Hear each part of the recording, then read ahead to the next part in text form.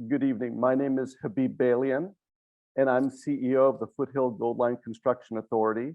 And I welcome you here tonight to this virtual community meeting. This will be a great opportunity for you to ask questions of our staff, learn about the project, and for those of you that have been following the project for many years, hopefully you'll find out some new things. And those of you who are new to the project or new to the community or to the neighborhood, you'll hear all about the Gold Line and hopefully be a future rider. So we welcome you here tonight and look forward to hearing your questions. Next slide, please. Thank you. We have several housekeeping items. The first one is relative to interpretation. Si está acompañándonos y habla español, lo invitamos a oír la presentación en español por Zoom, haciendo clic en el botón de traducción en la parte inferior de la pantalla. Also, this meeting is being recorded and will be posted on the project website following the meeting, as well as the presentation slides. So we invite you to go to the website for these resources. If you are having technical difficulties, please use the Q&A tab at the bottom of the screen to reach one of our team members, or you may also call our technical helpline at 909-497-6349. Thank you. Next slide, please. Thanks, Maria. It is really great to have so many people here with us today. We have over 100 people online watching our meeting, and we are just thrilled that you are all able to be here with us this evening. Please go to the next, to the first slide. So how tonight is going to work is from 6 to 7. We will be providing an update on the project. I will go over the topics in a few moments. We will be following that by a question and answer session where we will answer questions that you provide to us tonight, either in writing or verbally at that point. At 7 o'clock, we're actually going to open up 2 breakout rooms so that people who have questions specific about project design things related to your property or something in your city that you're curious about.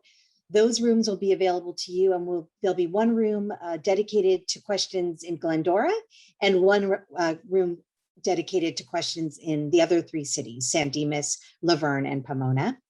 All of the rooms will be open until we are going to do our best to try to answer all the questions tonight. So between 8 and 8:30, we think we'll be done answering all of those questions. If for some reason we're not able to finish everything by 8:30, we will be responding to you in writing in coming days. Let's see, I think, let's go to the next slide. So how you'll be asking questions tonight, you'll have 2 opportunities. You can either put your questions in writing through the Q&A form that is at the bottom. You can click on that tab and you can type in your question. If you could please go back to the last slide. Thank you. And you can submit your question at any time during the presentation. So if we say something and you think, oh, I wonder, I have a question about that, type it right into the Q&A and we'll get to that during the Q&A session at the end of the presentation.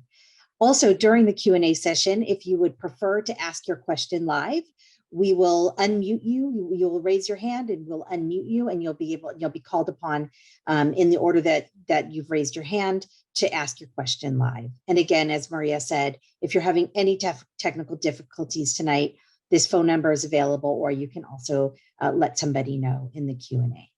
Next slide, please. So the topics that we're going to talk about in the main presentation will be some background on the Foothill Gold Line. We'll update you on specific segment, Glendora to Pomona segment elements, the stations, the parking, the art, the freight track relocation, the grade crossings where the trains will cross the street, either at street level or on bridges, and the fencing and walls that are going to be built as part of the project. We will then talk about the construction status, where we are, and talk about the schedule and what to look for as we move from today into the future. And then I'll give you a little bit of an update on our community outreach program and talk about where we are in extending the project from Pomona to Montclair. That's currently an unfunded section. And after we're done with that piece, we will then open again up we will have a question and answer session and then open up the breakout rooms at 7 o'clock. Next slide. Go one more, please. So just some background information. We all know the County of Los Angeles is growing. We anticipate through projections that we will be growing at about 16% between now and 2040. The San Gabriel Valley is growing a little bit slower than that, but still it's growing pretty significantly. And we expect to get to about 2 million people in the next few decades. And most of that growth is actually within the San Gabriel Valley, is happening within the Foothill Gold Line cities. Next slide. This shows you that 41% of the population growth and 54% of the employment will be actually within the Foothill Gold Line cities between now and 2040. Next slide.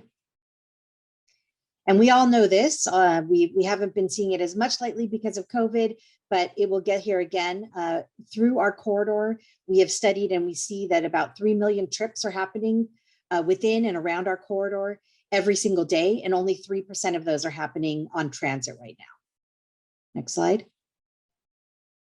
The construction authority that I work for and that others that you will be hearing from tonight as our CEO. We're a separate agency from LA Metro. We are our own government agency. We are responsible for planning, designing, and building this one line in the LA County system. Once we are done with that line, our agency will go out of business.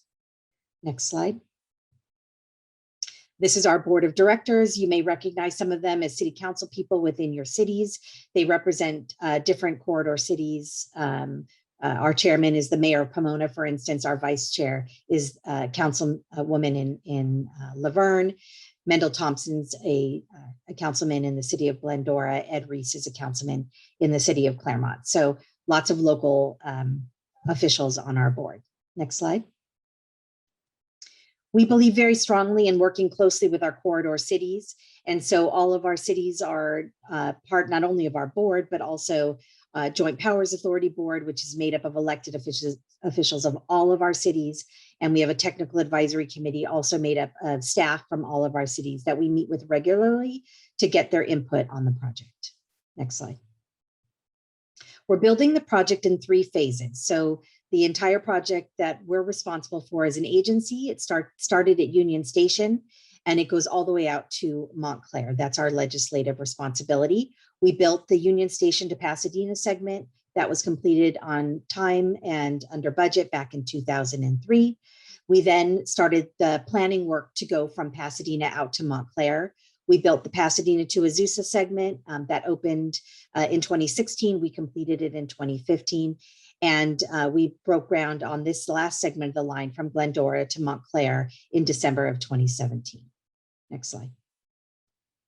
We're part of the growing network of rail lines that are being built throughout Los Angeles County. And again, our responsibility is only the one line that we have circled here on this slide. Next slide. The Glendora to Montclair segment, because of funding constraints, is potentially going to have to be built in phases. So as you can see on the left side, we have the Glendora to Pomona segment. That piece of this project is fully funded. It includes 4 stations, one in Glendora, San Dimas, Laverne, and Pomona. And it is funded by LA County's Measure M, as well as some residual from Measure R that was passed in 2008. And we did not use all of our funding during the Pasadena to Azusa segment, so we were able to use that residual funding for this segment of the line. The state of California is also providing funding as well. The Pomona to Montclair segment is currently unfunded, and I'll talk a little bit about that at the end of the presentation. Next slide. So we broke ground, as I said, in December of 2017. Next slide. Since then, we have completed 2 contracts, one in 2018 and one in 2019. Those were very specifically utility related. Next slide.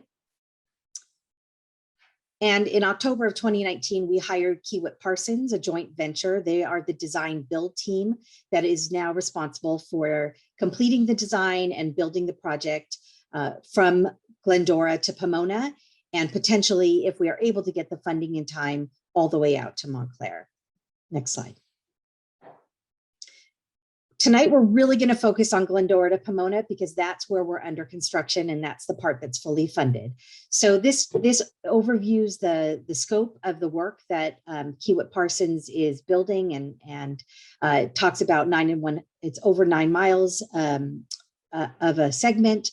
It's got the 4 stations I just described with associated parking facilities. There are 21 grade crossings where the trains will cross the street at street level. They're called at grade. We just saw that video about that. And then we also are renovating and building 19 bridges for the project. So we're going to talk about all of this in the coming slides here tonight. Next slide. Please get one more. So just quickly, I'm going to go over, we had a lot of questions ahead of the meeting about where the stations are going to be located and about the parking. So this is a site plan for the Glendora Station. The Glendora Station will be located between Vermont and Glendora Avenue within the railroad corridor that's out there today. The parking is going to be on the southern side of the rail corridor. You can see that in the blue, outlined in blue on this slide. We will be providing access from both Glendora Avenue and Vermont Avenue, as well as from the parking facility to the station. Next slide. This is an artist rendering of what the station is going to look like from Vermont. Next slide. The Dimas Station is located right just east of Dimas Avenue, between Dimas Avenue and Walnut in the downtown Dimas area. You can see in blue where the parking has been approved for this station. And just like the other in Glendora, we will have walking access from the surrounding streets, as well as from the parking to the station. Next slide. This is what it'll look like from Dimas Avenue, looking down the corridor. Next slide. The Laverne Station is between East Street and White Avenue. It's closer to, it's right off of East Street. And the parking will be on the south side. Again, it's identified here in blue. There will be walking paths again from White Avenue, as well as from East Street, so the surrounding streets, as well as from the parking facility. Next slide. And this is a view of the station along Arrow Highway. The Pomona Station is the final station in this segment of the line if we're not able to get the funding to extend the line further. So this is the last fully funded station area. This station is going to share an area with the Metrolink station. So the San Bernardino line of Metrolink will also stop here. So passengers will be able to transfer between the two systems. The Gold Line station is on the north side. It's on a different corridor than the Metrolink system. So you actually have 2 rail systems and 2 corridors, north and south here in the city of Pomona. The station's located just west of Gary Avenue, and you can see in blue where the parking is going to be right off of Gary Avenue. There will be walking access from both Gary Avenue and Fulton Road to the station, and then again, between the Metrolink and the Gold Line stations. Next slide. And this shows a little bit, you can actually see the Metrolink tracks on the left side of the screen here, and the Gold Line on the right. Next slide. This slide shows different elements that are integrated into our stations, from the platforms and the canopies that help to shade people as they wait for the trains, to the safety features. Everything that we build has cameras associated to it, and it's watched 24/7 by Metro's crews that are out just for safety, looking at what's going on along the corridor. There's also emergency boxes for people to get in touch with folks at the stations. We are adding the, oh gosh, my brain is not working. You will have to use your tap card in this next segment of the line to actually get into the stations. We are adding, Chris Berner, help me with the word, if you can. Yeah, they're the fare gates. Thank you. The fare gates, so that they will only open once you tap your card. If you go to the next slide. We do have some questions previously about the parking. We did modify the parking in January of this year through a supplemental environmental impact report. The reason we did that was to basically meet what Metro was requesting of us. They're looking at the future and they see parking demand reducing. So we have now reduced the parking spaces that will be built at each of the stations. What I just showed you on the site plans are the current parking spaces that will be built. All the 4 stations in this fully funded segment will be parking lots versus parking structures. They originally were going to be structures. So there is some additional land that we now need for Glendora and San Dimas in order to accommodate the number of parking spaces in a surface lot. We did change the location of the Pomona Station parking facility that was shown on that site plan. There are no changes to the Laverne Station parking in terms of the footprint or the location. The number of spaces did go down. And then in the future, when we're able to build the Montclair station, that is staying the way it was always planned. Claremont, we are planning to build a reduced size parking structure there. Next slide, please. We will have bike parking at all of our stations. We get questions about this a lot. We will have at 32 spaces in a shelter at the Glendora, San Dimas, and Pomona stations with 10 racks outside for anybody to use. And then in Laverne, the shelter will actually have 64 spaces with an additional 10 spaces outside for anyone to use. We will be using, you can see the shelter pictured on the second slide, or the second picture down. We'll be using one that has wire mesh to it so that it has better air circulation. And then the lowest picture shows sort of how bikes are parked within the shelter. Next slide. Artwork is a very big part of our station areas. Our stations are fairly simple, but the way we distinguish each of the stations is by bringing on an artist that is selected by the city that their station is located in. And so we started this process hiring the artists many years ago with the help of what we call the station design and art review committees that were put in place by each of the cities. Those artists have gone through several years of working with the cities to come up with the concepts.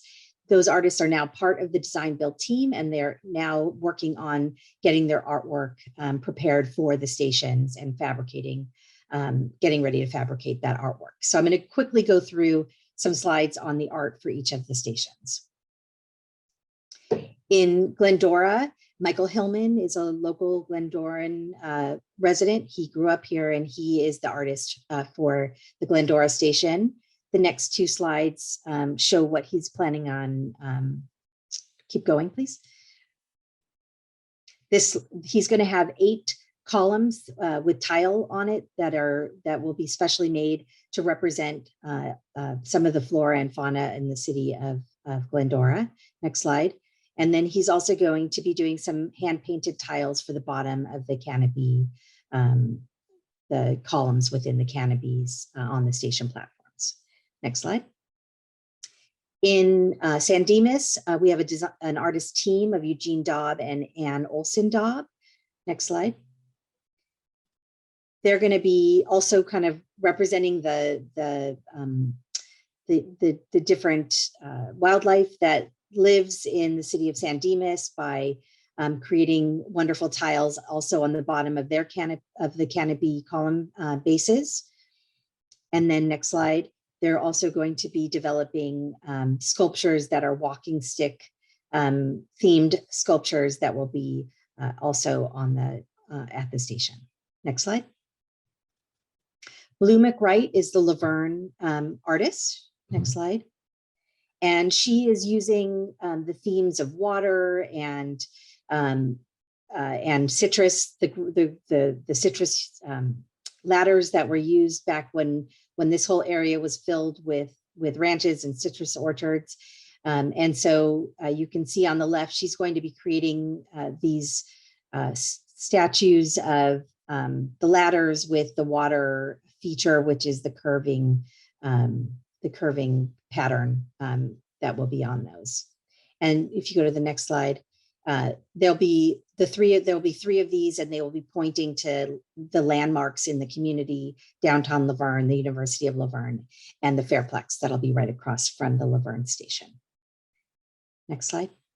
Stephen Mcfarley grew up in Pomona, he wants to capture the people of Pomona in his artwork. Next slide. So he has spent the last year collecting stories from local folks who nominated people by telling their story of what they did to inspire the person who was nominating them. And so he will be creating, if you go to the next slide, he'll be creating stories and photos that will be juxtaposed with each other along the station, so that you'll be able to, people who come to the station will be able to learn, see this wonderful image that he is going to be creating, and of the person, plus the story of how they inspired, how they were inspirational. Next slide. So with that, I'm going to turn it over to Chris Berner, our Chief Project Officer, to talk about some of the other elements of the project. Thank you, Lisa. I am Chris Berner, the Chief Project Officer, which basically just means that I oversee the planning, design, and construction of the project.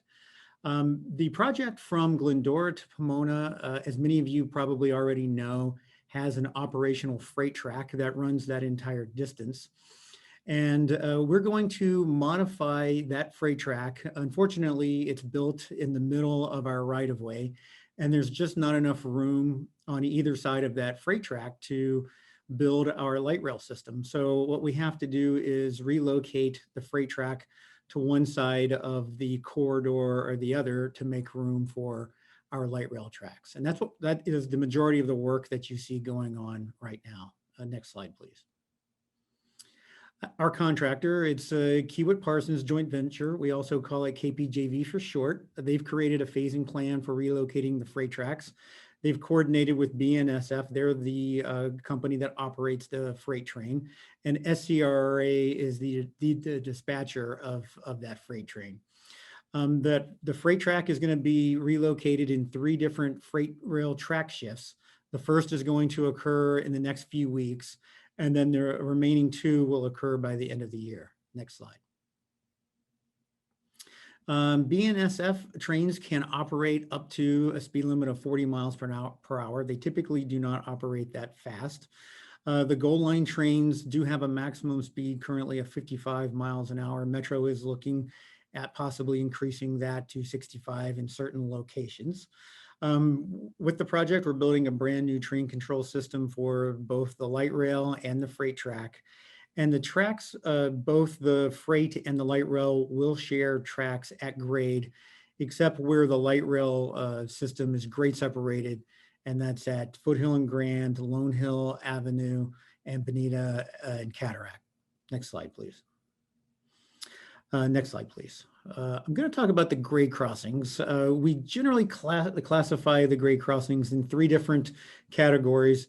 The first is at grade. You saw the video of that and to begin the meeting today. That's where the tracks intersect the road in the same plane. Grade separated is where the tracks do not intersect with the road.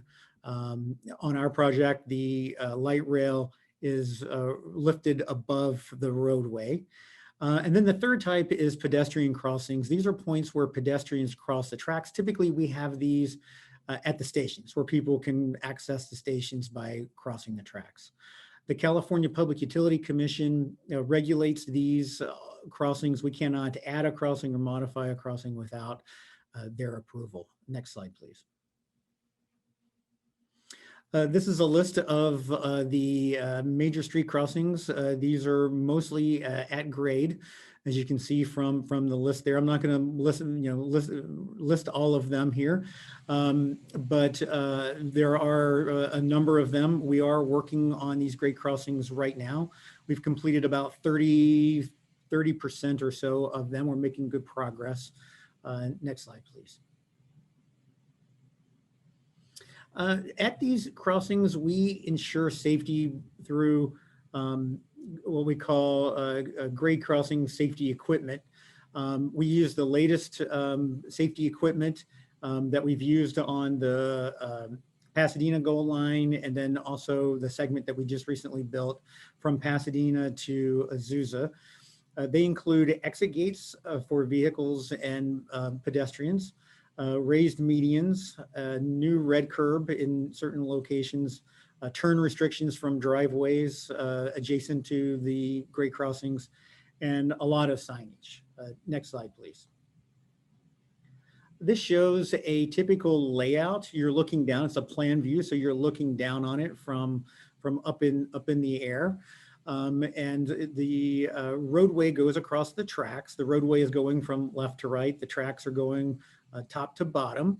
And there are several safety features that we're going to add to these grade crossings that include the median, the red curb, signage. We're going to provide gates and railings through here. And we're also going to reconstruct all of these crossings, so they're going to be much improved to their current condition right now. Next slide, please.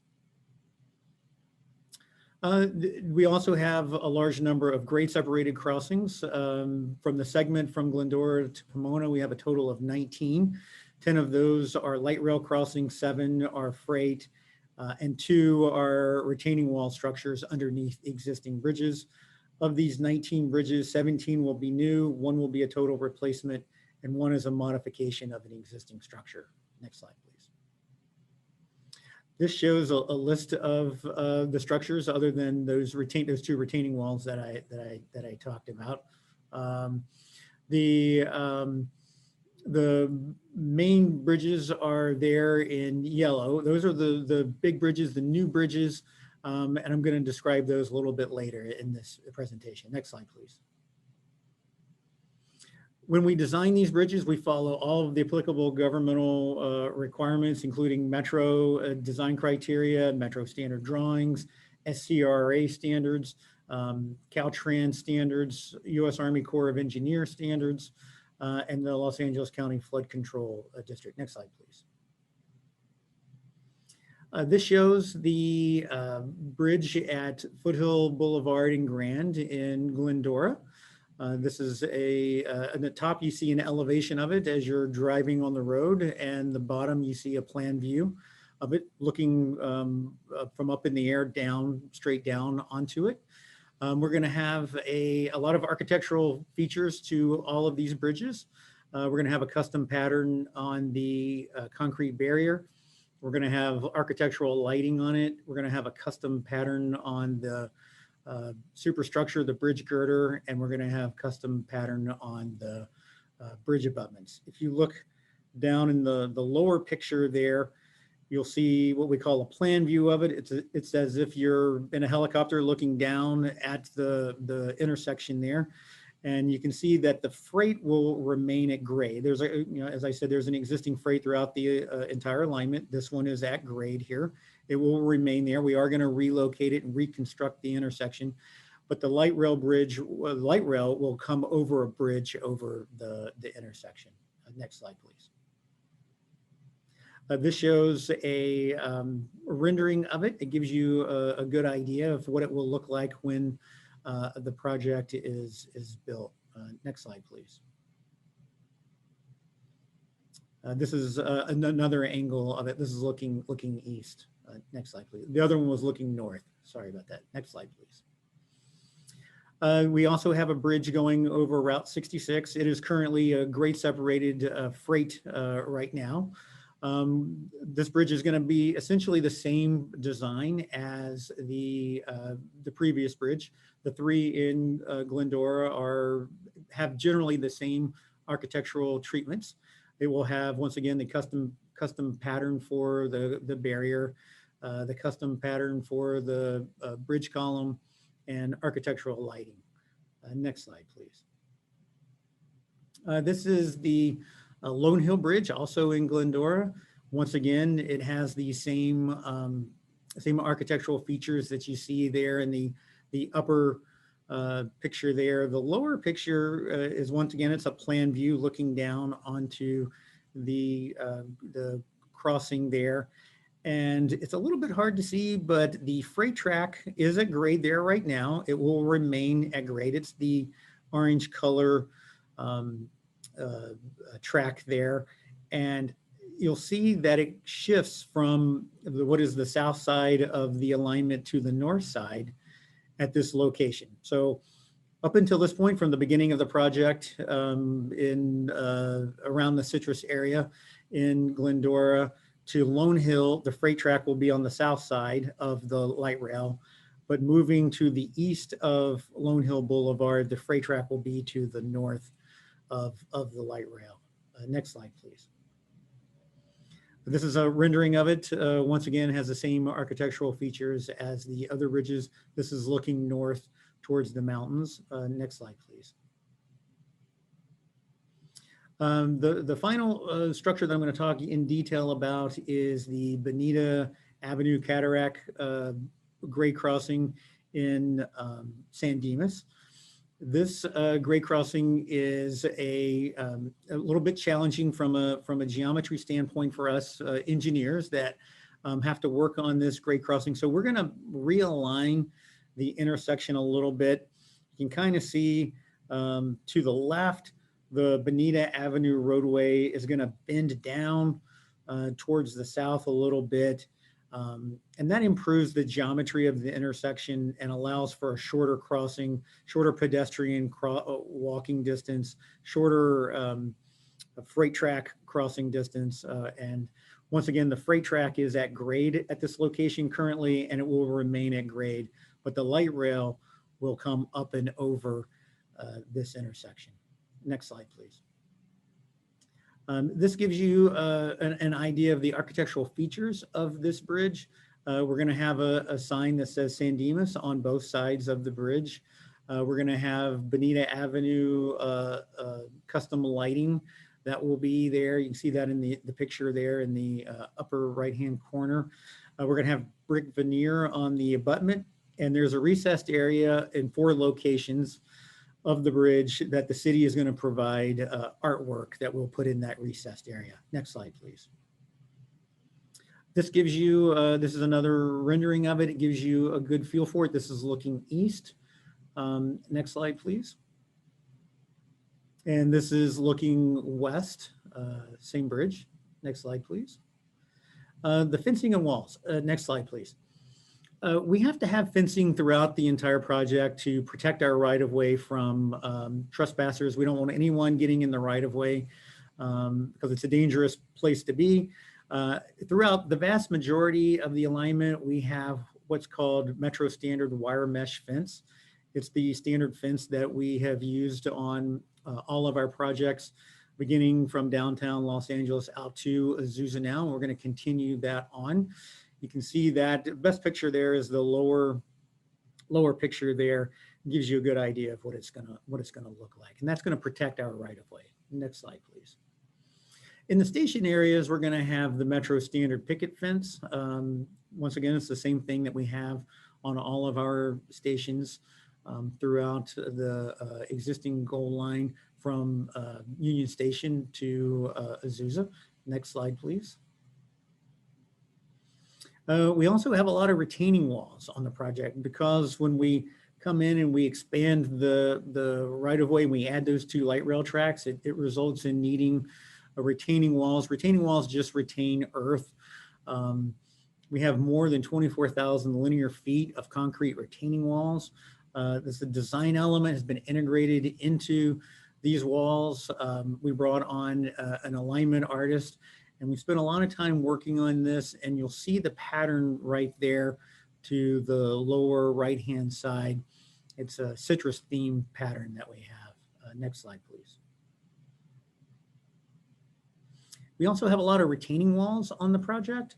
We have approximately 27,600 feet of sound walls. These sound walls are placed in locations where they're sensitive receptors. We've performed noise and vibration studies to determine where these locations are and how high they need to be, and that's all based on FTA criteria. FTA is the Federal Transit Administration.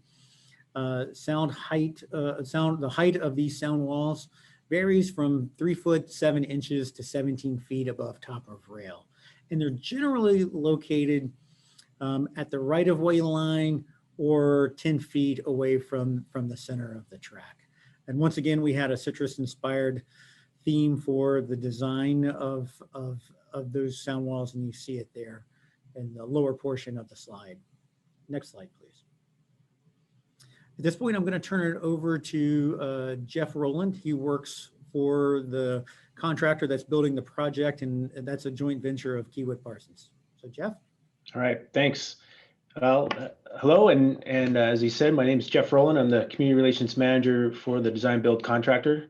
And I'm going to show you what we've built so far out here and explain our schedule moving forward. So as this slide shows, we began our major construction in July of 2020 over in San Dimas at Gladstone Street, where our first grade crossing began. And then, of course, we moved into the mid-block corridors from there. You can change the slide. As we've been discussing, there's 21 at-grade crossings getting relocated. These at-grade crossings do require some time to get all the way through them. There's utilities and communications and an incredible amount that's under there. Sometimes it's hard to find dirt under these things anymore from all the pipes and things that are there. Anyhow, so these things get closed for could be 3 months, could be longer, and we are moving through all the cities actually right now. 6 of them have been completed and reopened to the public, and then we're currently underway on 5 of them. We'll go through those here in a little bit. Next slide. So as I said, there's so much underneath these grade crossings. It's quite incredible. We're not only relocating things that are in the way of construction, of the new construction. Many things have to be brought up to the latest codes and criterias from the railroads. And so things need to be better protected or just lowered in general. And then there are just brand new utilities as well, and communications as I spoke about.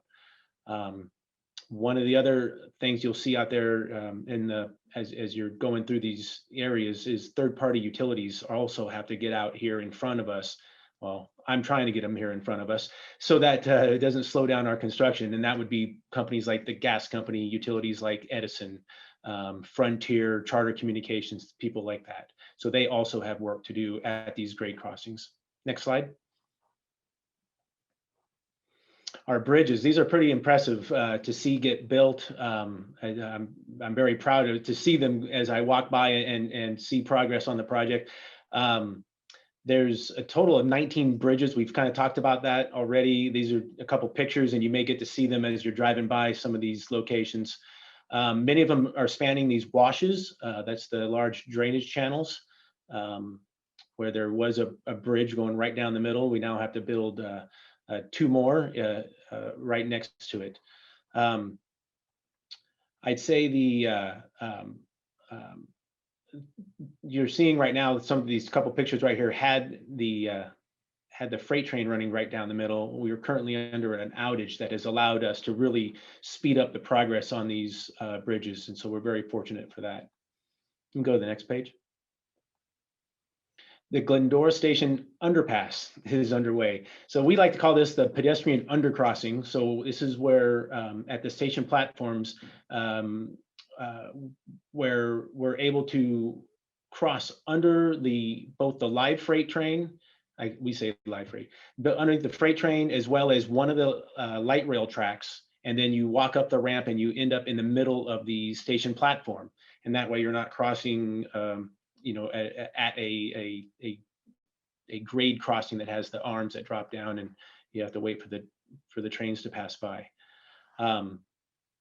It's pretty impressive if you can see this under construction from Glendora Avenue in Glendora, as well as Vermont Avenue.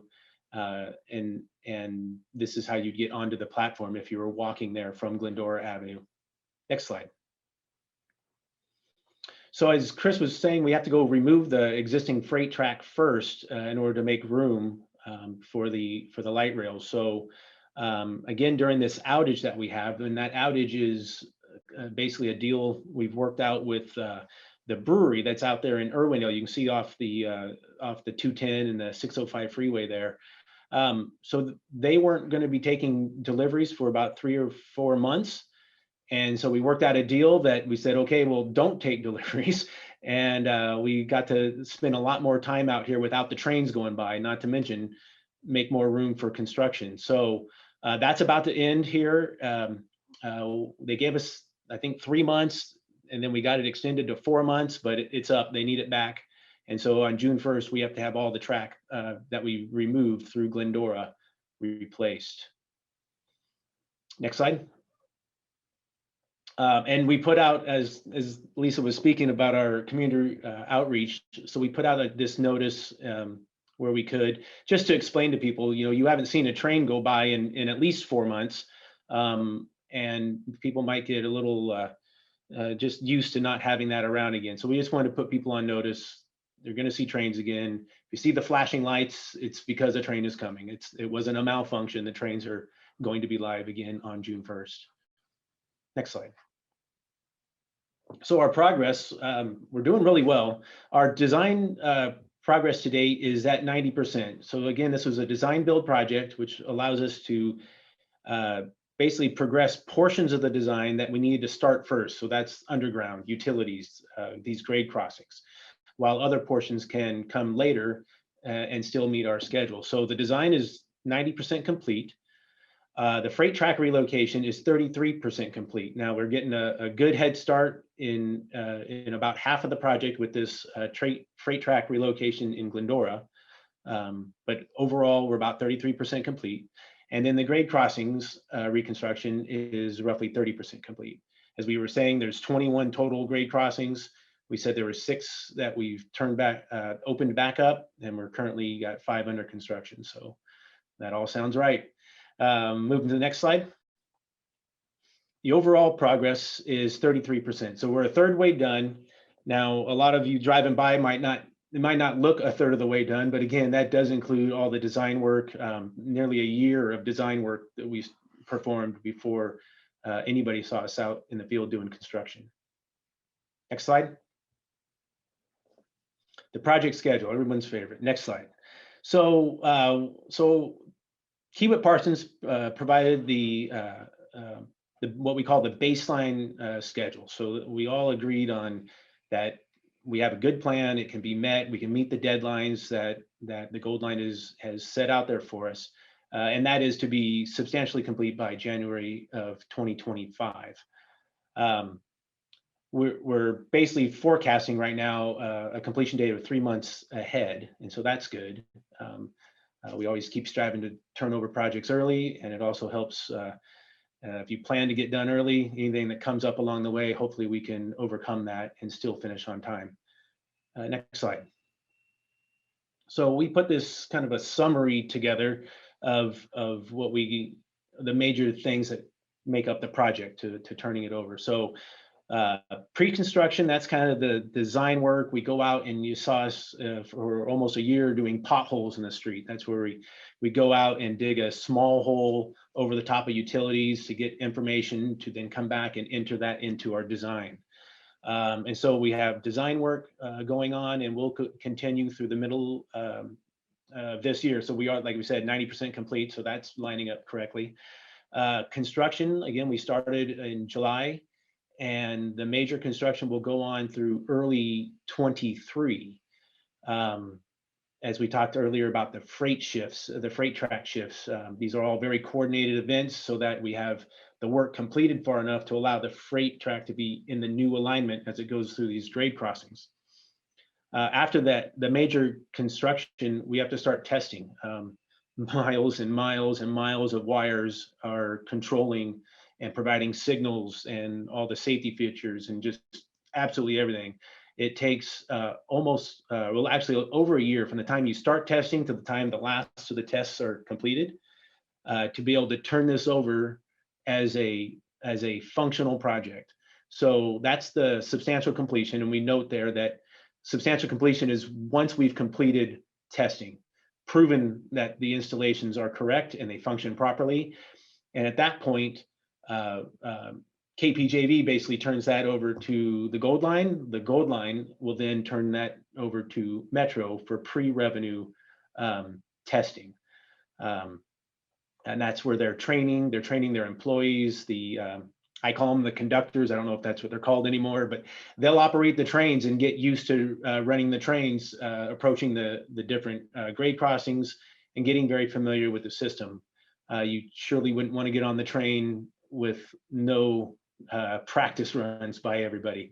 So once Metro determines, yep, everyone's tested, trained, everything's functioned as promised, at that point, they will set an opening date and they will start providing service. The goal right now is passenger service in 2025. Okay, next slide. A little more detailed, we provided these, the grade crossing schedules. This one is showing just the Glendora schedule. And the next slide, but don't go to the next slide, is for the other 3 cities that we're traveling through. I don't know if it was aware for everybody, but half of our project is in the city of Glendora. So we've showed all the crossings on here, even the ones we've completed, and the gold line that's running up and down the middle, that's where we are now, all completed through April. Our next block would be completed through May. One thing to note is we show the couple that are dashed lines. Those are crossings that don't get a long duration. They don't get 3 months of closure. These are going to be mostly completed under what's called lane closures. It will take a lot longer to complete those crossings under lane closures, but they're very busy streets, as you've noticed. Lone Hill Avenue, Foothill, Grande, and Route 66. Route 66 is not at grade. However, we will build that bridge over Route 66 using lane closures. We're also noting that in May, beginning of this month, we used 3 of our allotted 9 days of full closure at Lone Hill. We can go to the next slide. Similar to the last, this is the closure schedules for San Dimas, Laverne, and Pomona. Of very big interest to lots of us is the Bonita Cataract phasing. So again, you saw the drawings of the roadway changes, made a lot of roadway changes, the major bridge. Of course, we still got a crossing to build with the freight train and all the utilities that go with it. So it's actually broken into 4 phases, and we're in the first phase right now. We're doing construction in the south of the curb. So that means all traffic's open. Phase 2, we're going to put traffic onto that new route that we're building right now. Again, keeping all directions open. Phase 3 is when we have a long closure of Cataract. However, Bonita will maintain 1 lane in each direction. And then the 4th phase is where there's nothing else to do but build the roadway out and complete the track across the alignment. So that will take a complete closure.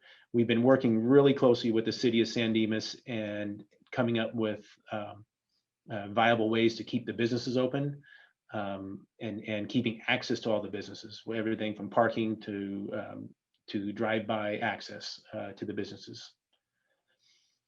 Let's go to the next slide. So kind of the crossing update, we mentioned I got 5 crossings going on right now at this moment.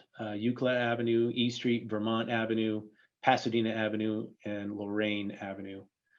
The next couple that we're going to enter and begin that work is Walnut Avenue. That's going to start the 1st of the month here in San Dimas, and then D Street, a little ways off, a little further into summer here. Next slide. The completed grade crossings: Gladstone, Barranca, Wheeler, Glendora, Fulton, and Elwood. And then we also closed, as of now, permanent closures. Glenwood was one that got permanently closed. We did that and we're able to start construction through there. And then West Ada. This is the western from at the intersection of Vermont and Ada. as Ada continues west of Vermont, that we close that street as part of the work, but when we rebuild and get everything completed, it'll be a cul-de-sac on that west side. Okay, next slide. So we built this slide to kind of show, I mean, it specifically is showing the Bonita Cataract Bridge at that grade crossing, but it also kind of just to explain what goes into this bridge construction. The first thing we need to do is build the foundations. These foundations are generally built on what's called piles. Sometimes we call them a CIDH, cast in dirt hole. Pile. So we drill a hole and we set down a column of rebar and fill that with concrete. And then we build a slab or a pile cap on top of that. From there, we build the next part, which are the bridge abutments. These are generally in the shape of walls. And at the top of those walls, it has the abutment seat. And that's what's going to hold as we build what's called the superstructure across, and it ties in. So that's resting on the seat of those abutments. In the middle, especially at this bridge, this is a very long spanning bridge, we will put up temporary falsework. And that is the reason why we need that long duration at cataract for the closure. These are generally steel and timber beams that are supporting the concrete, the formwork to put the concrete in, and the rebar, of course. And then once the concrete is cured and is at its correct strength, we'll pull down that falsework, and then the road could be reopened.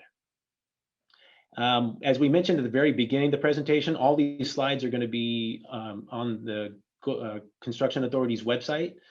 And so they can be viewed in much slower detail at your pace if we've went too fast with any of these. But I think this is the last of my slides. So next one. Yes, I'll turn it back over to Lisa. All right, I was just letting folks know that we're going to hold off the breakout sessions until we finish the presentation. So we should be done pretty quickly. We're almost done. And so I just want everybody to know that. Next slide. We do a lot of community outreach as part of the project. Jeff is responsible for it on the Kiewit Parsons side, and my team is responsible for it on the Construction Authority side.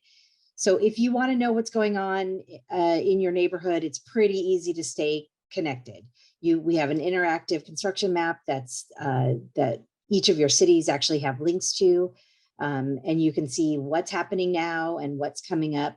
You can sign up for e-alerts when construction is going to be starting somewhere and a street's going to be closed or a big impact is going to happen. We do send out construction alerts. You can sign up for those on our website. If we are doing something that's going to impact a neighborhood pretty directly, we go out and we walk that neighborhood and we hand deliver notices to all the folks that are most directly impacted by a project element. But if you're interested in just sort of the general knowing what's going on, I really encourage you to sign up to get electronic construction alerts and to stay updated on the project. We do have offices in Monrovia and Glendora that are available. And in the future, we hope to be able to start being able to give tours again and doing some safety briefings for school children in the near future. Next slide. This shows you our contact information, where after tonight you can go to ask questions, and where there's always information. There's our all-important web address, foothillgoldline.org. Lots of information at that site, including everything from tonight that we've been talking about. Next slide. So we got a lot of questions before tonight on when are we going to get the funding for the Pomona to Montclair extension, the part of this segment that is currently unfunded. Next slide. So this is the general schedule, and we did get questions about schedule as well. So at the moment, we're fully funded to Pomona. If we do not get the additional funding to extend the project to Montclair, we will be completed with construction, and as Jeff showed you, in 2025. That's when we will turn it over, the project over to LA Metro, and they will decide when passenger service will start on the line, but sometime Likely in 2025, the line will start operating for passenger service if we are not able to find the additional funding to extend the contract for Keywood and Parson to build the entire project out to Montclair. If we are able to find that money in time, which is by October of this year, then we have a contract option that we can initiate, and they will begin work on the whole project out to Montclair, and they will build it all together, and it will be completed all together in 2028. If we're not able to find those funds, we will be looking to reprocure that piece of the project as a separate contract in the future when we are able to find the funds. Next slide. So just, of course, once that happens, we'll have the Claremont Station. This is a rendering from College Avenue looking west at the Gold Line Station. The next slide shows you the site plan that shows you the Claremont Station. Next slide, please. And then at the Claremont Station, we will be moving the Metrolink station from where it is today over onto the east side of College Avenue, closer to the parking, and the Gold Line Station will be located on the west side of College Avenue. Next slide. This is a rendering of the Montclair station over at the Montclair Trans Center, where this will be the third station, which will have a connection with the Metrolink station that shares that area. Please go to the next slide. And you can see on here that the Gold Line platform will be on the north, whereas the Metrolink platforms are on the south. We will share the existing parking lot that is out there. They have an extensive parking lot out at the Montclair Trans Center that we will be using as well. Next slide. So I'm happy to report we're at the Q&A session. Just a few minutes past when we were hoping to be. I'm going to go over how you can ask questions. And so if you can go to the next slide. So you can continue to ask questions. We've gotten a number of questions that people have typed into the Q&A function down at the bottom of the screen. We will be going over those in the order that we received them. The other way you can ask a question, if you'd like, is to raise your hand and be called on in the order that you raise your hand, and we will unmute you when your name is called, and then you can ask your question and we will answer it after you ask it. If you are having, again, any technical difficulties, you can type it into the Q&A tab at the bottom or call the phone number that's on the screen. If you go to the next slide. If you would like, since it's now 7:05, if you have gotten all your questions answered and you are interested really on finding something specific about a project design issue in your city, then the breakout sessions are now open.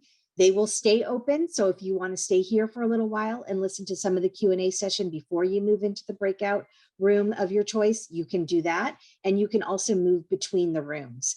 In the chat, there are links to the breakout rooms, as well as in the breakout rooms, a link back to this main room. So we will be open here until the breakout rooms are finished and we have answered all the questions in this session. Let's see if if I've gone over everything. I think so. I think that's it. Why don't we go to the next slide? Okay, so just thank you for attending, and then we can, if you can go to, yeah, that's great. Stay here, and then why don't we just start answering some questions. Jeff, I think a lot of the questions that we have so far are more general and not specific to construction. Would you like me to go to the breakout, is what you're saying? Maybe why don't you stay for a few minutes, and then you probably can move into the breakout in a few minutes. How's that? Yeah. Okay. So Chris Berner, Jeff, and I will be here answering questions. I'm going to start with a few that we received ahead of the meeting. We had a number of questions about the funding and what is it looking like to get the funding to extend the line to Claremont and Montclair. So far, we have not been able to secure the dollars. We do need to get them by October of this year in order to initiate the contract option and have Kiewit Parsons finish the project all the way out to Montclair as part of their contract. But we are still looking, and we have until October of this year. If we are not able to secure the funding in time to initiate the contract, as I just said, we will continue to seek that funding and have a new contract once we do have the funding in place to build those last 3 miles. It's a significant project for those last 3 miles because Metrolink shares our corridor throughout that entire area. And so we have to move them out of the middle of the corridor and keep them operational at the same time. So it's a significant piece and maybe its own contract in the future. Stay tuned. We will keep you posted as we hear more. And if we find the funding, you will be the first to know. Okay. When can we expect the Gold Line to get to Pomona? We heard a number of questions about when will the train start operating. So because the construction authority is responsible for building the line and then turning it over to LA Metro, they operate it. We can tell you, we finish the project, we build it in layers and we build it all together. So no one station is built so that it will open before another. LA Metro can decide how they actually operate the line and how they open the line, but we intend it to be built in all together and turned over to them all together for them to open all together. So at this point, we are on schedule to be completed in early 2025 to substantial completion, where we will turn it over to LA Metro for them to decide when to begin operating the system for passenger service. We had questions about the landscaping. Some of you saw, and we got lots of questions when we were removing vegetation within our right-of-way area at the beginning of the construction phase. And we especially got questions when we had to remove some of the big trees along Arrow Highway in San Dimas and Laverne. So we got a number of questions about that. How are we going to be replacing those trees and the vegetation? So there can be no trees or vegetation within the railroad right of way. We had to clear the area of all vegetation for safety for the trains. But we have logged and know all of the trees that were removed along the right of way, and we know their species and their size. And so they will be replaced in kind as part of the project.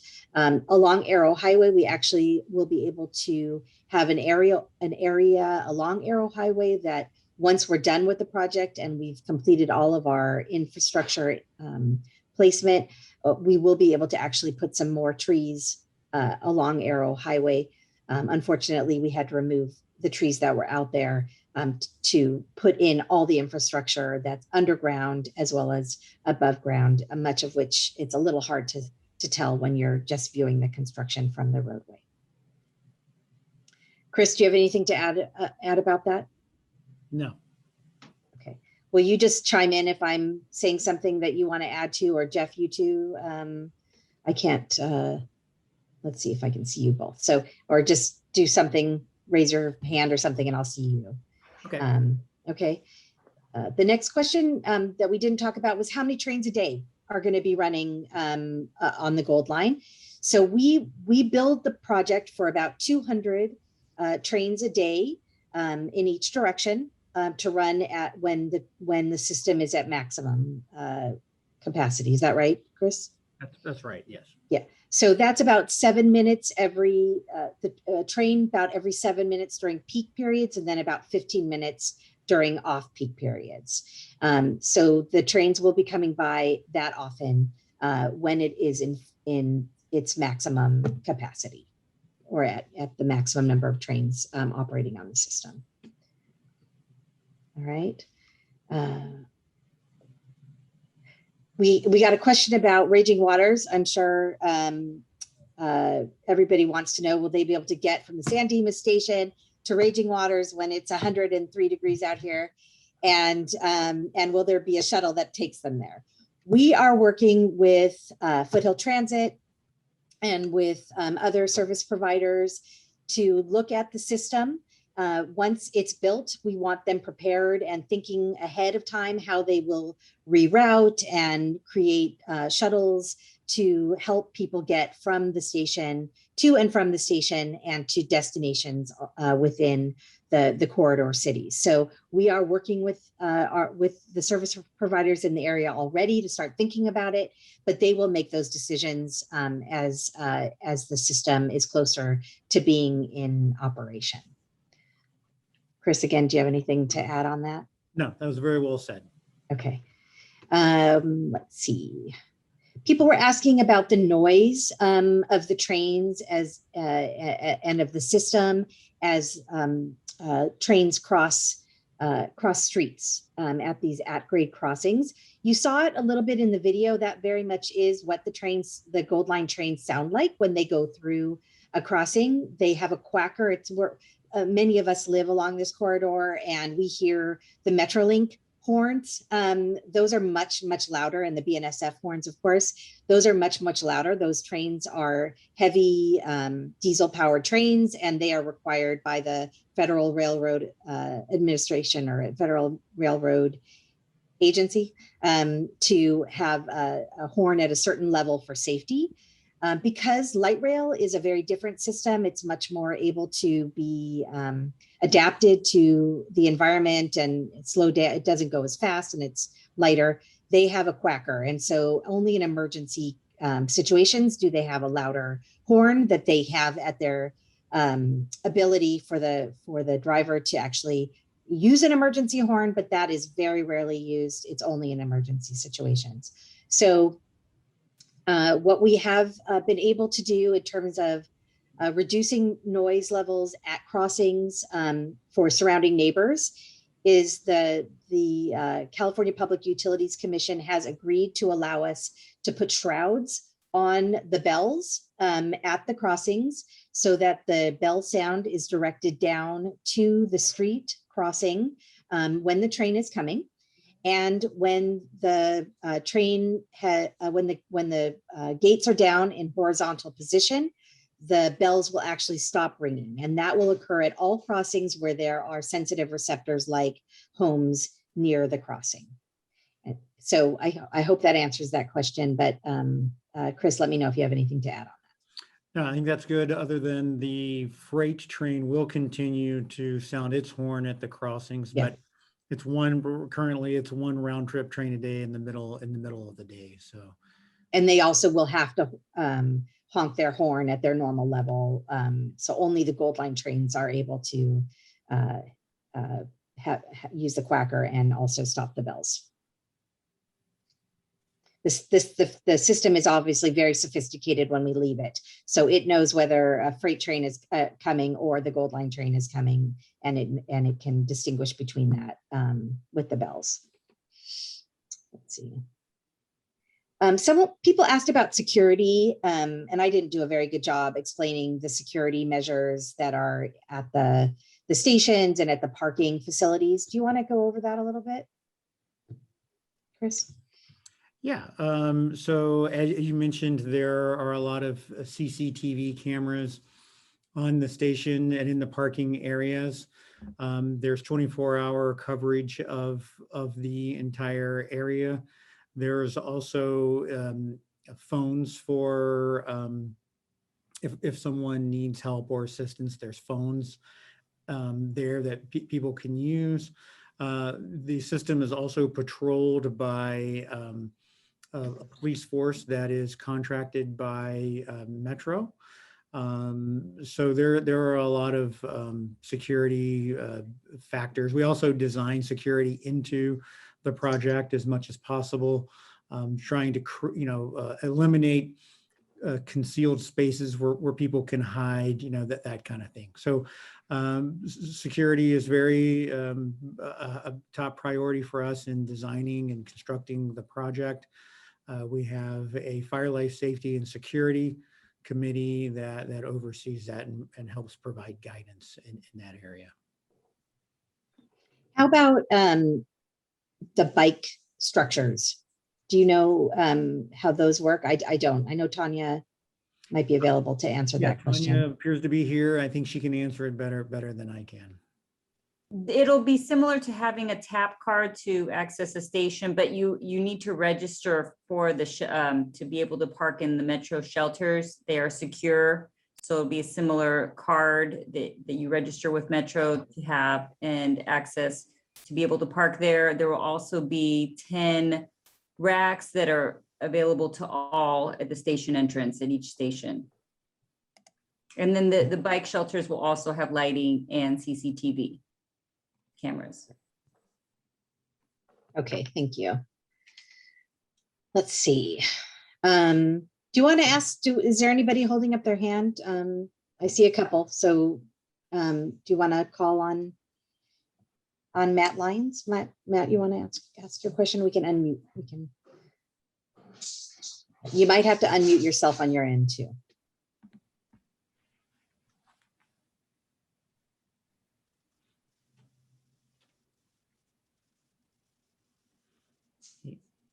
He's showing up muted on my screen.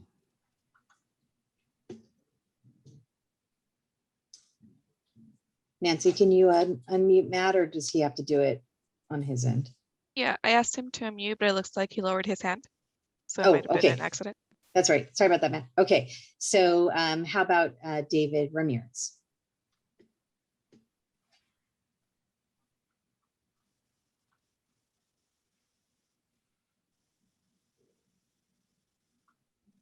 Yeah. Hi, David. Hello. Yes. Why was there never an over or underpass ever considered for the White Avenue crossing or the Wheeler crossing in Laverne? Okay, thank you. Chris, do you want to talk about the process? Sure, there is an extensive process that we went through to evaluate every single one of these grade crossings. As I said, it's regulated by the California Public Utility Commission. There is a grade crossing procedure analysis, a procedure set out by Metro. We followed that procedure. We also coordinated with SCRA. They're also known as MetroLink, the agency that operates MetroLink. We also coordinated with BNSF, and we performed additional studies. We went above and beyond what was required to ensure safety and the proper amount of traffic flow was available at all of these grade crossings. And it resulted in us adding several grade grade separations to the project, but one was not required based on all that analysis at those locations. Thanks. Thank you. Thanks, Chris. How about Amanda Lee? Thanks for waiting, Amanda. Hi. Okay. So I have a few questions. I'll just read them from the Q&A thing that I posted here. You answered some of them. One of I think the biggest questions I have, not just from me, but also other San Dimas residents have brought up the safety issue. So the structures that were supposed to be built in Laverne and San Dimas, and I think Glendora, are being shifted into just flat lot. Is the construction of those considering proper lighting for safety reasons in those spaces? I know you already spoke in regards to lighting and security and CCTV cameras for the station, but what about the parking lot? San Dimas recently had, a stabbing in a community park, so a lot of people are on high alert in regards to, safety. There's a lot of women that no longer feel safe going out at night. Sure, So I think, yeah, we can answer that. Go ahead. Yeah, so in the parking lot, we do have lighting at fairly high standards. We also have CCTV cameras there as well, and the emergency phones there as well. And the Metro Security Force also does, patrol those areas as well. So we have lighting at a high level at those locations. So what about making it pedestrian and bike safe within the parking lots themselves, entering up to the station? So I know, like Glendora, you actually have that pedestrian walkway, And I know there's a pedestrian walkway in the Dimas Station leading from Commercial Street, but off of Walnut, I don't know if it has like a dedicated pedestrian bike walkway. That's become an issue because Yeah.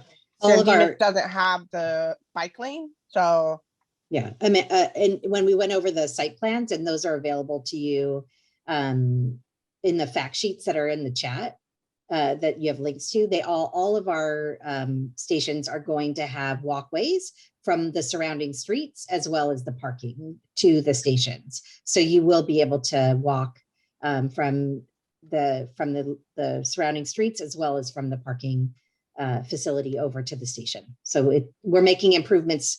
Every segment we do it a little better because of Tanya, who's on here with us. thank you. Will they have the are the bike structures also marked on those maps? I don't remember seeing them previously. I don't know if those are new or if they're just not dedicated yet in a specific area. The design for the parking isn't complete yet. We're go ahead, Tanya. The bike parking is shown right now for the Glendora and Pomona. That's in the current contract. The next contract for the parking facilities will show the updated bike parking location. Actually, it is shown on the Laverne one as well. And I believe so. The San Dimas one is the one that is also at the station entrance. Yes. So sorry, they are shown currently in these plans, the bike parking locations. Okay, perfect. And one last question, and then I'm done. And this actually came up during the presentation. It was mentioned that there is consideration of raising the speed from 55 miles per hour to 65. Where would that be done? I know this is usually done with safety standards, and there's a certain speed limit when it's doing grade crossing. But just where along the corridor are they possibly increasing the speed?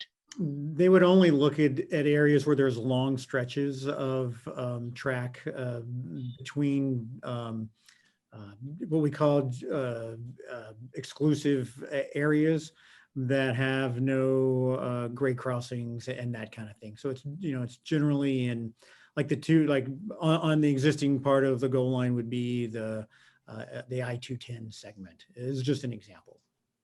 Okay, perfect. Thank you. Chris, can you talk a little bit about when we will be planting trees on the project and how that gets done, or Tanya? Yeah, we plant trees, in when we're working on the grade crossings, the intersections there. If we disturb trees, we'll plant those back. Generally, we do have a tree replacement program where we replace trees generally 2 to 1. Sometimes it's more depending on the size of the tree. And then that'll happen more towards the end of the project or perhaps even after the project. We will, one option would be what we've done in the past is provide the funding for that to the cities and have the cities develop programs to plant the trees wherever they would like to. As you stated, unfortunately, we can't have trees in our right of way due to maintenance and operational issues. So what we've done in the past is pass funding on to the cities and let them develop a program and determine where they want to plant trees and other landscape. Okay, thank you. We have lots of questions about the trees. It was it's a big change, especially there along Arrow Highway. So I know we're working closely with the cities of San Dimas and Laverne on how those will be re-landscaped afterwards. Yeah, we're trying to actually give the cities a little bit of additional right of way there so they can come in and plant trees. We have to accommodate our project, but where we can, we're trying to give additional property, and it's not a lot, but some additional property to them to make some more room to plant those trees. So I certainly believe that those trees will be replaced along Arrow Highway there in Laverne. We're working with the city to make that happen. Let's see, we have Jeff, if you want to jump off. I think all these questions are kind of for Chris and I. Okay. And Yeah, we just they gonna might- check with Ricky if he needs me. So yeah, they might need you in there. breakout room. Okay. Okay. Before we go on, actually, Joseph Peters has his hand up. Can we unmute him? Unmute. Okay, can you hear me now? Yeah, hi, Joseph. Yes, hi. I think the one question, and I'd asked the city council there in San Dimas about this, is safety and crime. Unfortunately, we have a homeless problem here in Los Angeles. There will be people from Los Angeles who will come and get on and make it all the way through, and they won't necessarily get off at the end of the run. They'll get off wherever they're going to get off. And so we need to address that. And is there going to be someone going to be on board, sort of like how you have up in the air, like a marshal, someone who's kind of monitoring the situation? Someone could be writing and they just want to go to Pasadena and come back. And some incident, where someone's being robbed or worse happens. Also at the stations, is there going to be like plainclothesmen? People are going to be watching at each station for any kind of suspicious activity, terrorism, whatever. These are things, maybe 20 years ago, you didn't have to think about that. But now, I think a lot of people want to ride this, but they want to be safe. And we need some very specific answers, maybe not tonight, but things that have to be really addressed. And not everything has to be revealed, obviously, because you want to be keep things kind of quiet, but we need to be assured that, we're not going to go on this and maybe not come back to our homes. Thank you for the question, Joseph. So I'll start maybe, but Chris, maybe you could talk again a little bit more about the security stuff. But I actually talked to Metro today and I said, I know we're going to get this question about homeless and on the system and how best should we answer this? Because it really, once we're done with the building of it, we turn it over to LA Metro and they operate it and they're responsible for security and everything else that goes along with it. They have contracts with the LA County Sheriff as well as with local law enforcement that they spend, a tremendous amount of money on to have law enforcement involved in making sure that the system is safe. So, their answer to me was that, homelessness is a problem in our county, as you said, and in our region. And it is a problem in their system. And they do know that, they're aware of it. And they have programs that they are implementing and they're continuing to come up with new programs to help put teams out through their system to identify people who are at risk or who are in need of services and help connect them to services. So they are out there doing that, helping to support people who do need help and also providing bus transportation to get them to those services as well. So there's a lot that Metro's doing to address this head on, and they're learning and growing their system, their program as the need has been growing. But in terms of what we build into the system to make sure that security is integrated in, Chris, maybe you can just again talk a little bit about that. And if you know anything more than what I just said, or Tanya, what I just said, please add on. Yeah, I mean, throughout the entire system, there's a lot of cameras. The light rail vehicles themselves have numerous cameras all throughout them. The stations have cameras. We have 100% coverage of the station. There's algorithms that monitor the motion of people and raise alerts if it indicates that there's some suspicious movement or activity that's going on. We have emergency call phones throughout the stations and the parking. We have a lot of lighting. The lighting levels are very high at the stations. Metro does have, I think Lisa mentioned this, but Metro does have a security force that does patrol the trains. I don't think they're on every single train, but they When I used to ride it, when I worked downtown, I would see them a lot. They were very present, and you saw them out and about. I don't know all of their security features, but certainly after September 11th, they have implemented a lot more to protect against terrorism. There's a lot of things we do also in the design. The design standards changed, so we designed the project, differently to help defend against those types of activities. Thanks so much, Chris. Okay, so let's see.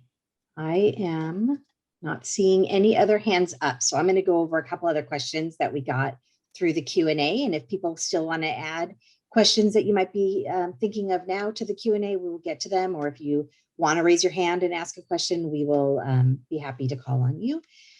So let's see, in terms of questions that we haven't answered yet, we have a number of questions about parking, how many parking spaces we're going to be building at the different stations, and why we decided to build surface lots instead of the parking structures.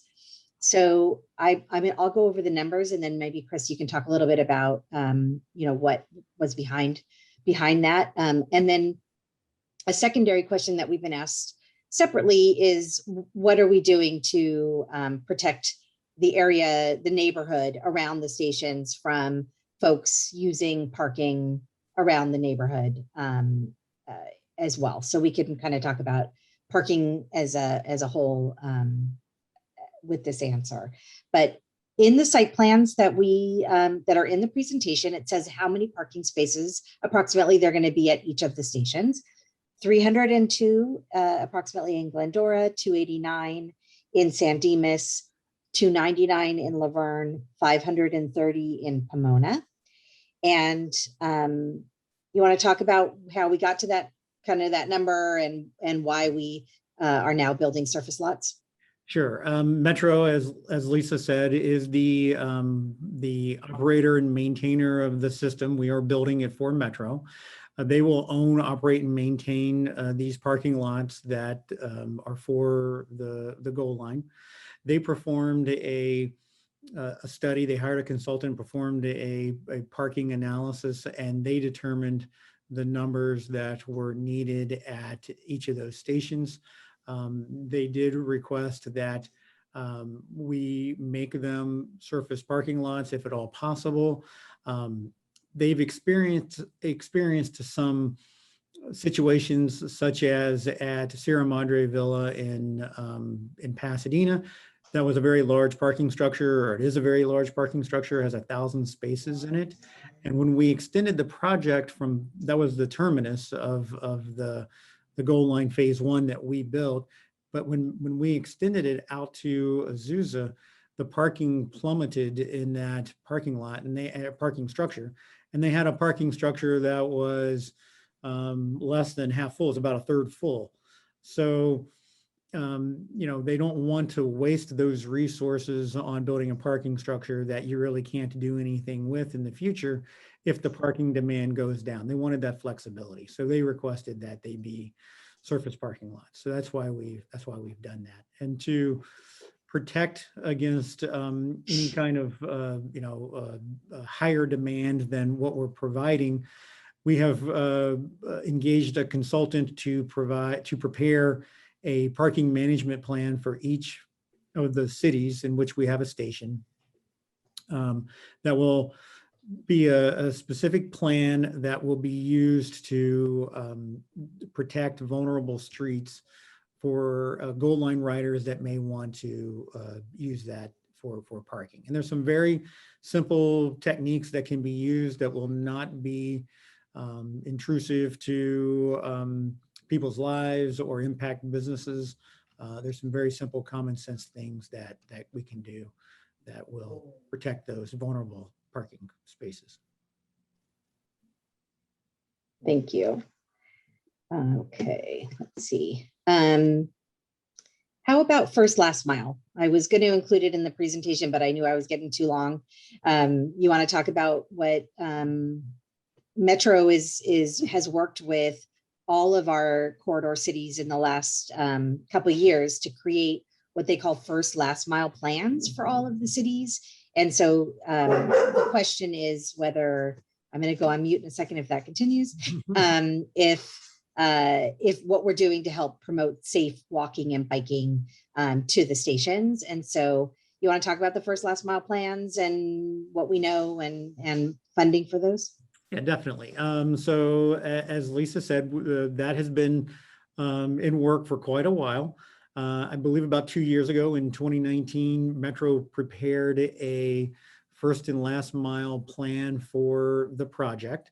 And in the development of that, they had extensive outreach within each of the cities and worked very closely with them to develop a list of potential first and last mile projects. It's quite a long list for all of the cities. And right now, the Metro Board is going to, I don't think they've yet approved it, but I think it's going to them probably next week, this month, to approve the guidelines for the first and last mile program overall. And then in the next few months, they're going to take an implementation plan for our project, for the project from Glendora to, I think it goes all the way to Claremont, or maybe it might be just Pomona. I'm not sure about that, but that'll provide funding sources to build those first and last mile projects. As I said, it's a long list. It's going to require a lot of funding to build all of them. But they're prioritized, and as the funding becomes available, we will build those projects from Metro, and we'll work with the city to have those projects built. And the intention is to have as many as we can fund built by the time the project opens, so that they will be available to people from day one. Certainly, as time goes on, other additional projects will be built to enhance the first and last mile program.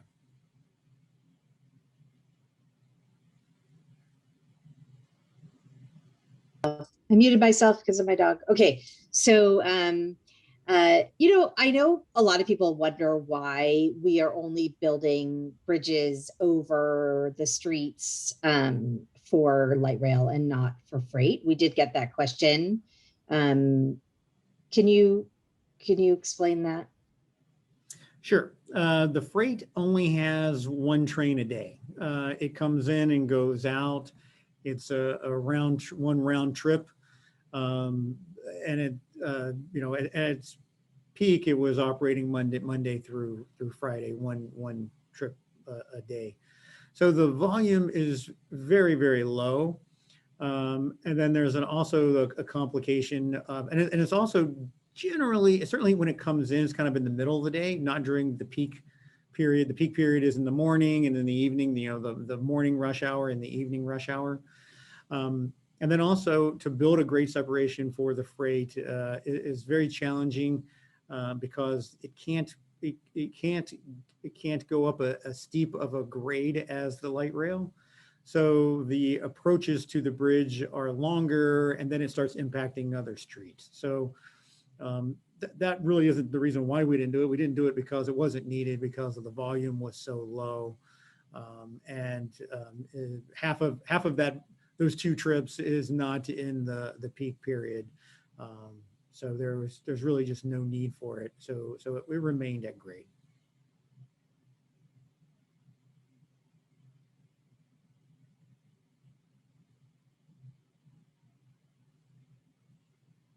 You're muted, Lisa. I did it again. Okay. Tag graffiti and what we do to prevent graffiti on the walls of the project. Tony, maybe you want to do that one? Well, during the project, during the construction of the project, we require the contractor to remove any graffiti that's within our right of way. So if there's some that's visible, please report it and let us know. We'll take care of it. once the project goes into operations, Metro is then responsible for it. They have a aggressive anti-graffiti program where they try to get out and remove it as quickly as possible. They think that's the best deterrent, to have people's artwork removed as quickly as possible. They tend to move on and go somewhere else. So Metro does also have a hotline for that, once it goes into operation, you can call and have that taken care of. Thank you. I got distracted for a second. Did you talk about the design patterns on the wall? No, I did not. That's a good point. Also within the design, we have designed the pattern, the retaining walls with a pattern. It has sort of a rough surface. So the graffiti artists like the smooth concrete where they can do their work and you can see it be very visible.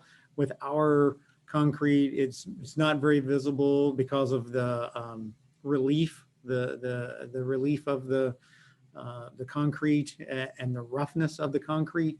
So that's also a deterrent as well. One thing that we talked about the number of parking spaces. We didn't talk about whether there would be monthly permits or if the parking would be, if there'd be a charge for the parking. And we did get that question. All the operational questions we get, like exactly how will Metro be operating the line and questions about paying for parking and all that is really up to LA Metro to decide. They seem to be moving in that direction, that they are planning on charging for parking at the stations. That's what they have done on the stations in the Pasadena to Azusa segment. And it's part of why they believe they don't need as much parking at these stations. They would prefer people to be getting there other ways. And so they charge for parking in order to be able to maintain the parking facilities. So we don't have an actual answer in terms of when the line opens. Will they charge immediately? Will there be monthly permits available? All of that will be decided by Metro when the line opens up. As it gets closer, we will ask, and we will certainly encourage Metro to and talk about it if we do know the answer ahead of time. And if there are going to be monthly permits, how you can get in line for those as we get closer to passenger service starting. Would you add anything on that, Chris? No, that's. Yeah, it's really up to them. Their policy was that when a parking facility got to a certain capacity, that's when they would start charging for parking. But that may be changing. And we build parking at all of our stations, whereas no other line in their system does that. So it's a very different situation along our corridor than it is throughout their entire system. So they look at us a little bit differently. I know Amanda Lee just raised her hand, and she also asked the question in writing, will the first last mile plans be made public or shared with residents? If so, when would she be able to see them? Amanda, do you want to, she took her hand down, I think that, so do you want to talk about, I mean, it's on, when it goes on the Metro board, it'll be a public document. Yeah, and Tanya, do you know, it certainly was, I'm sure it was a public document when it was going through the process. I know we engaged the city. I don't know if it's available on the Metro website. Do you know if it's I'm not aware if it is right now, but it should be, and it would be a link for some of their board agendas, but I can follow up. Yeah, I think we can follow up and get you a copy of that somehow. Or at least, and let you know where the link is. Yeah. Yeah. And we could even put it up on our website, the links to the different plans. I think that's a great idea. So we can add that to our website as soon as we have the plan. So they're available. So we should be able to add those onto our site. So we have Frustrated Victoria by, I'm not going to say your last name, by not being able to answer some of the Metro questions. I say that with a smile, because you just asked, when will there be a town hall where Metro specific questions can be answered? So the way that this typically works is that the construction authority is responsible for outreach to the community during construction. And about a year before operation and passenger service is planned to begin, Metro starts to come into our communities and starts to educate people about how to ride the train and how to be safe around the train. And they start really being out in the community answering questions. So I think in about a year before passenger service starts, they will be actively out in the community. But they are also very happy to come and talk to the community, I think even ahead of that. So if events start happening in communities and meetings start happening, we can start inviting them to join us to answer some questions about how their service operates. But for now, in general, about a year before passenger service, you're going to start seeing them a lot. And then from the time passenger service starts out into the future, they will be out in the community a lot, making sure people know how to ride the system and how to stay safe and answering questions. Here's the link to the first one. I think we answered, looking through our Google Docs here, answering all the questions that I believe we have in writing, as well as, and I don't see any other hands up. So I don't know whose voice that is. Somebody. Is there anyone who has any other questions that they would like to ask? You could raise your hand. We'll be staying here until questions are finished here, as well as in the breakout rooms.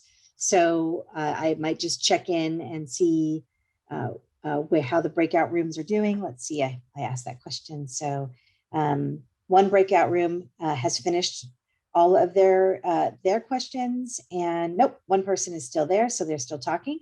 But so what the breakout room for San Dimas, Laverne, and Pomona is nearing completion. So if there is anybody on the main room here that does have any design related questions for the cities of San Dimas, Laverne, and Pomona, if you want to jump over there, they will probably be closing that breakout session right at 8 o'clock. And the Glendora, there were still about 10 folks in the last time I heard in the Glendora breakout session. So I'll get an update on that soon, but they are still there answering questions as well. So if not, I will, Chris, if you want to head in, do you want to see what's going on in the breakout rooms, or you can stay here with me? I can do that. Yeah, it'll be interesting to see what's going on. How those are going, and I can just stay here and every so often talk to myself. I'll go see how things are going, and I'll be back. Text me if you need me to rejoin. Okay, sounds good. Sounds good. Oh, we have Amanda has her hand up, so hold on, because she had the last mile. Can we unmute Amanda Lee, and so she can ask her question, please? So I actually don't have any more questions, but I did want to thank you all for taking the time to come and give the presentation and talk with residents and everybody here. I know a ton of us have a lot of questions, especially the closer, and now that we can see the physical construction going on. I've actually been keeping up with this since it first began. Years ago, I attended city meetings with my baby when I just had him. So it's really nice to see you guys, taking this and stepping forward and answering all these questions and giving us the time. So I wanted to say thank you very much for that. So, that's really nice. Thank you very much for paying attention to our project and staying on top of it. And if you have questions in the future, I hope you know how to get a hold of us. We have a whole team that's just dedicated to making sure the community feels that they know. We don't want to surprise anybody. So we want to make sure people know ahead of time when things are happening that are going to impact them, or hopefully, if we get funding for the future to extend the project, that everybody stays up to date on it. So thank you for your attention. Tanya, do you have any other questions that you get asked a lot about with regards to the station design or the parking design? No, I think, safety and bike parking ped connections are really the most important. And because of that, we also, take that into account. And Metro has a very active safety program. So I think those two are one of the most questions we get about the stations. And it's one of the first things that go into the planning.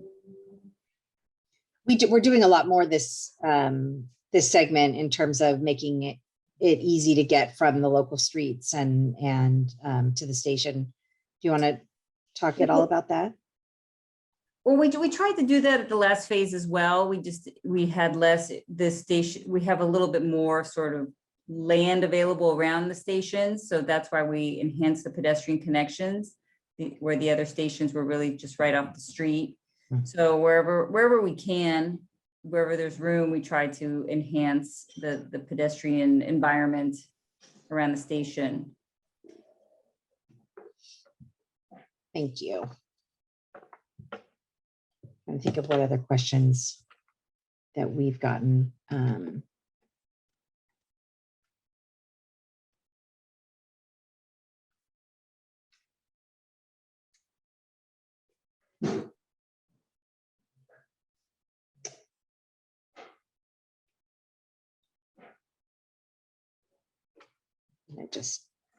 I think probably we will be closing the meeting pretty close to 8 o'clock. So I don't have any other questions at this point that have come in.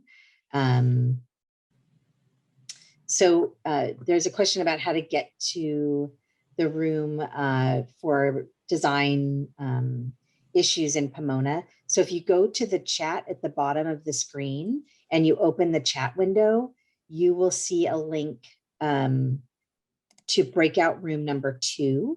And all you have to do is hit that link and you will be automatically taken out of this room and brought into that room.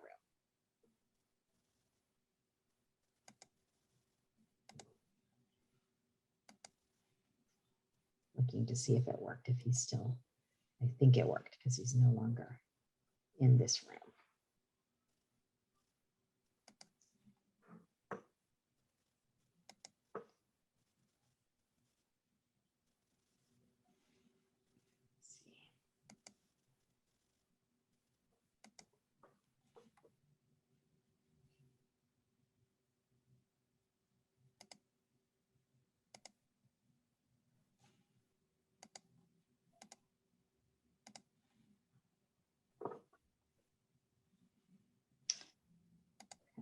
Checking in with our breakout rooms.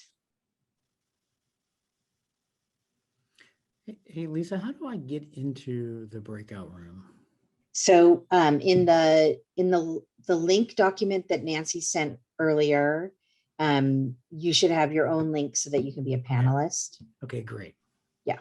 Okay, thank you. You're welcome.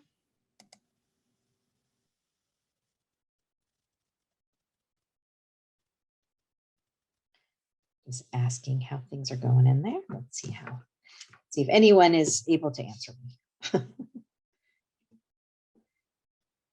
Nancy, maybe you could go to the slide that just has our contact information. I think it is, if you can go backwards, probably like 5 slides.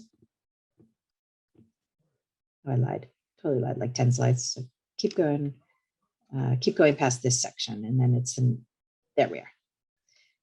Got it. So I like to show this just because, we are, as I just said, very available to everybody to answer questions anytime. Lots of information is on our website at foothillgoldline.org. This presentation will be posted on there, as well as a video of tonight's meeting will be, a link to that will be included there. You can also stay updated on the project through the blog, which is iwillride.org, and on Facebook and Twitter through I Will Ride. And then if you have questions about construction or about the project as a whole moving forward, these are our phone numbers. We have a hotline number that if construction is happening, that hotline number is answered. And so if we have someone working late at night, the hotline is available in case somebody has any concerns. And then the email address to reach the community relations folks at Kiewit and Parsons, and then of course how to reach us at the Construction Authority as well. So I hope everybody has those numbers close by.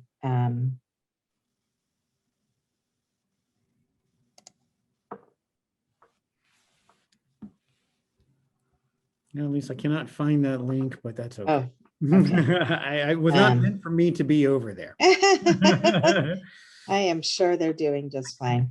I cannot I can find resend them to you, Chris, if you'd like. um, What breakout room would you like to go into? the Glendora one. Okay, I'll resend it to you. It'll be at the top of your email. Okay. Thanks, Nancy. No problem. All right, so what do we do now? Do we just keep talking to ourselves for a little while? Does I don't have any other new questions, and I don't see anybody's hand raised, which is totally fine. We're just seeing how things are going in those breakout rooms. Let's see.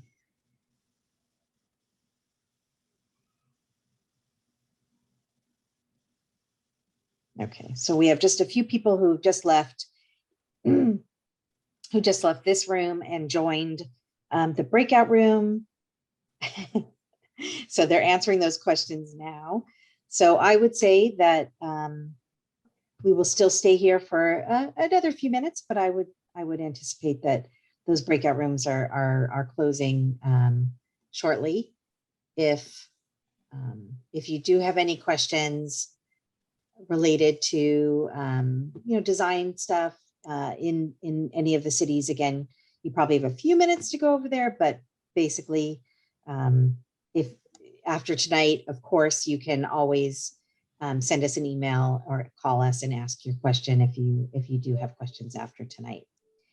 And I just reminded you, but we will post the presentation from tonight and the video from tonight on foothillgoldline.org, and it'll be on a pop-up window, so it'll be very easy to find.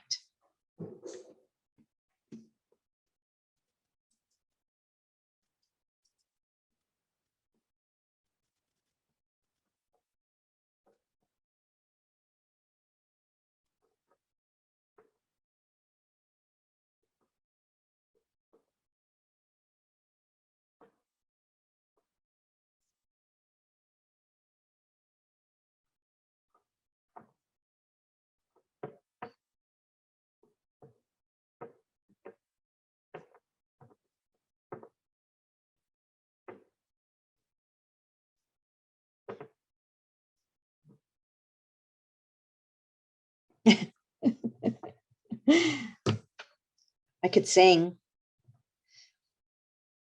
Somebody just texted me and said we should have thought about music for this part of the meeting. You are right. You don't want me singing though. That would be bad.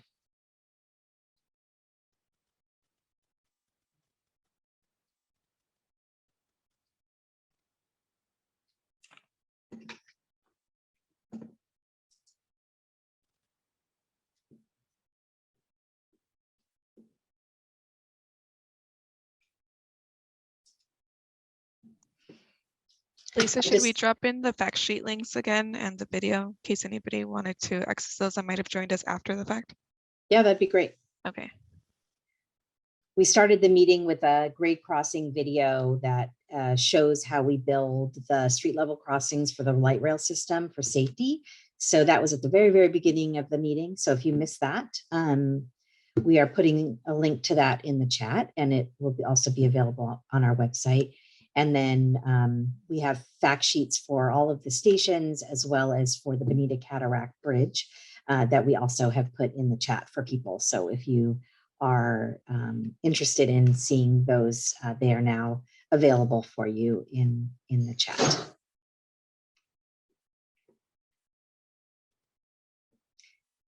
Well, I still see people here. I'm going to just say that if you have any questions, you can raise your hand through the button on the bottom of the screen, and we can call on you so you can ask your question live, or you can type a question into the Q&A button at the bottom there. It will open up a form that you can jot your question down and we can answer it, just in case you just got here and would like to ask a question.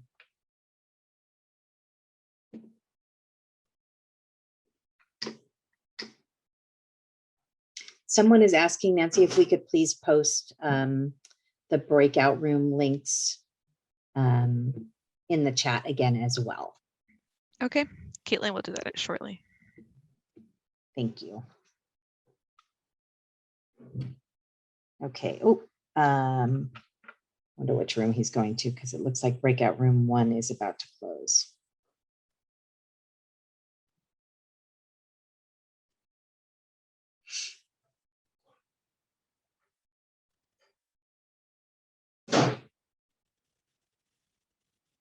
Oh.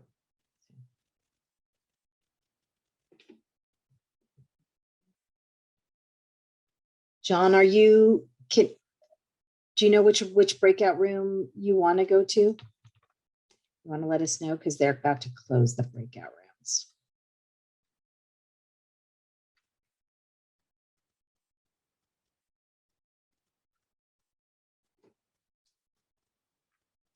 I see he's still here, so.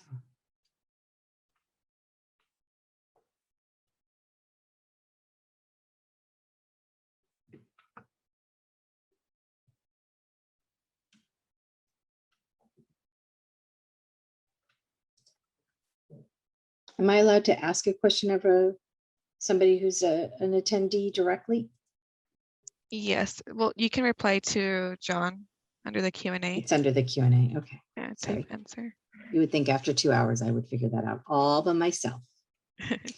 No worries.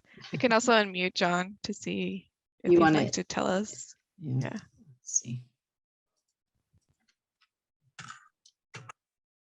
Oh, it looks like he left. He might have found the link that he needed. Okay. Okay.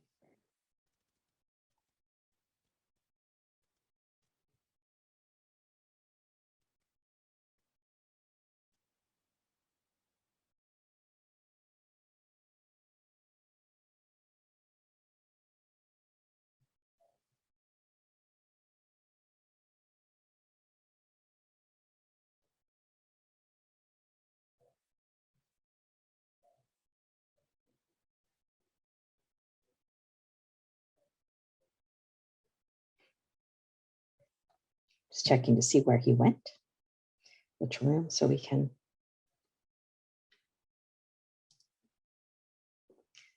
All right, we have a couple people left in our room here. So I will say probably for almost the last time, if you have any questions that you would like asked, you can still ask it by either raising your hand down at the bottom, clicking raise hand at the bottom, or typing a question into the Q&A, and we would be happy to answer the questions. And then it looks like the breakout rooms are about to close. There's, I think, one person left in Glendora, and then everybody else is leaving. So if you do want to go to one of those breakout rooms, I would recommend you do it real fast.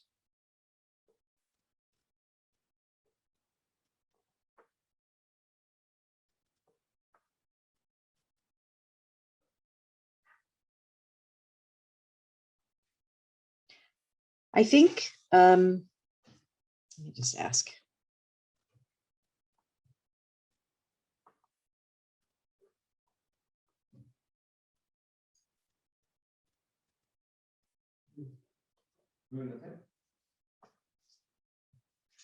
Let's see.